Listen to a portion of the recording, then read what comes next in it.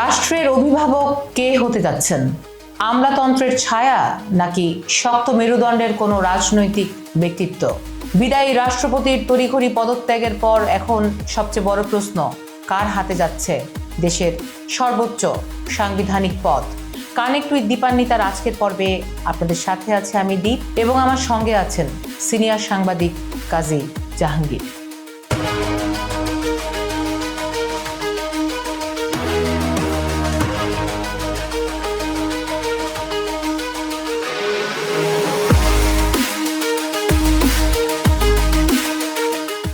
সাবেক রাষ্ট্রপতি মোহাম্মদ শাহাবুদ্দিনের পদত্যাগের পর শূন্য হয়েছে রাষ্ট্রপ্রধানের আসন। সাংবিধানিক নিয়মে আপাতত স্পিকার দায়িত্ব নিলেও বঙ্গভবনের স্থায়ী বাসিন্দা কে হতে যাচ্ছেন তা নিয়ে রাজনৈতিক অঙ্গনে হিসাব নিকাশ কিন্তু ভিন্ন।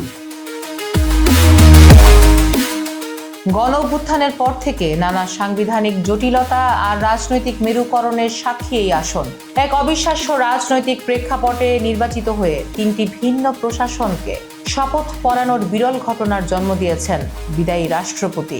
নৈতিকতার প্রশ্ন ও রাজনৈতিক আস্থার সংকটে শেষ পর্যন্ত তাকেও বিদায় নিতে হলো। হ্যাঁ, ঠিকই বলছো।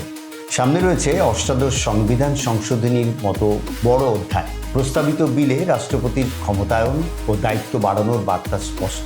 তাই এটি আর কেবল আনুষ্ঠানিকতার কোনো পদ নয়।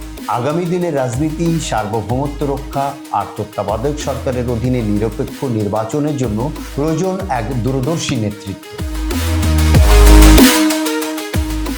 আমলাতান্ত্রিক আনুগত্য নাকি দীর্ঘ রাজনৈতিক সংগ্রাম ও জনগণের সাথে আত্মিক সম্পর্কে থাকা কোনো ব্যক্তিত্বকে বেছে নেওয়া হবে? দেশপ্রেমের পরীক্ষায় উত্তীর্ণ এবং দল মত নির্বিশেষে গ্রহণযোগ্য নেতৃত্বই এখন সময়ের সবচেয়ে বড় দাবি। রাষ্ট্রের এই সর্বোচ্চ পদে কি আমরা দেখতে পাবো এক শক্ত মেরুদণ্ডের অভিভাবক? সেপ্টেম্বর বা অক্টোবরের সংসদ অধিবেশনেই মিলবে সেই বহুল প্রতীক্ষিত উত্তর।